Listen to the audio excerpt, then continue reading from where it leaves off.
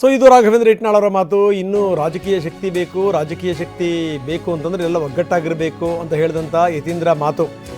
ಇದಕ್ಕೆ ಸಂಬಂಧಪಟ್ಟಂಗೆ BY ವಿಜಯೇಂದ್ರ ಪ್ರತಿಕ್ರಿಯೆ ಕೊಟ್ಟಿದ್ದಾರೆ. ಹಿಂದುಳಿದ ವರ್ಗಗಳಿಗೆ ಯಾವಾಗ ಇನ್ನೂ ಶಕ್ತಿ ತುಂಬ್ತೀರಿ ಯತೀಂದ್ರ ಅವರೇ? ಕುರಿ ಸತ್ತಾಗ ಮಾಲೀಕರಿಗೆ ಪರಿಹಾರ ಕೊಟ್ಟಿದ್ದೀರಾ? ಬರೀ ಏನು ಅಂತಂದರೆ ರಾಜಕೀಯ ಶಕ್ತಿಗೋಸ್ಕರ ಇದನ್ನು ಬಳಸ್ಕೊಂಡ್ರಾಗತ್ತಾ ಅಂತ ಕೇಳಿದ್ದಾರೆ ವಿಜಯೇಂದ್ರ. ಸಮಾಜದಲ್ಲಿ ಸ್ಥಿತಿಗತಿ ಏನಿದೆ, ನಾವು ಯಾತಕ್ಕೆ ಮೇಲೆ ಬರಕ್ ಸಾಧ್ಯ ಆಗಿಲ್ಲ, ಯಾಕೆ ನಾವು ಇನ್ನೂ ಮುಂದುವರೆದಿದ್ದೀವಿ, ನಾವು ಮುಂದುವರೆ ಬರಬೇಕು ಅಂತಂದ್ರೆ ಏನ್ ಮಾಡ್ಬೇಕು, ಅದಕ್ಕೋಸ್ಕರ ರಾಜಕೀಯ ಶಕ್ತಿ ಬೇಕು. ಆ ರಾಜಕೀಯ ಶಕ್ತಿ ಪಡ್ಕೊಳ್ಳೋಕೆ ನಾವು ಯಾರಿಗೆ ಬೆಂಬಲ ಕೊಡಬೇಕು, ಯಾರಿಂದ ನಿಂತ್ಕೊಳ್ಬೇಕು ಅನ್ನೋದನ್ನೆಲ್ಲ ನಾವು ತಿಳ್ಕೊಂಡಾಗ ಮಾತ್ರ ನಾವು ರಾಜಕೀಯ ಶಕ್ತಿನ ಪಡ್ಕೊಳ್ಳೋಕೆ ಸಾಧ್ಯ ಆಗುತ್ತೆ. ಅದರ ಮೂಲಕ ನಮ್ಮ ಸಮುದಾಯಗಳನ್ನು ಕೂಡ ಮುಂದುವರಿಸೋದಕ್ಕೆ ಸಾಧ್ಯ ಆಗುತ್ತೆ.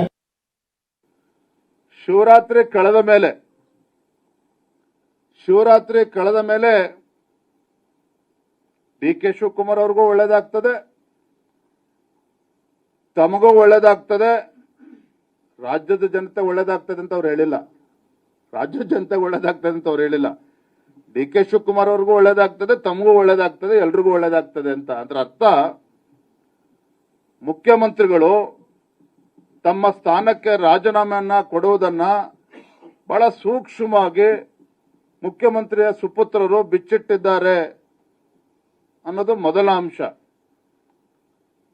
ಎರಡನೇದು,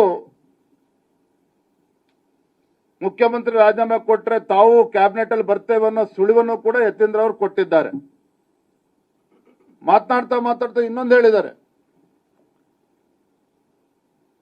ತಂದೆಯವರಿಗೆ, ಸಿದ್ದರಾಮಯ್ಯನವರಿಗೆ ಸಮುದಾಯದವರು ರಾಜಕೀಯ ಶಕ್ತಿಯನ್ನ ಕೊಡಬೇಕು.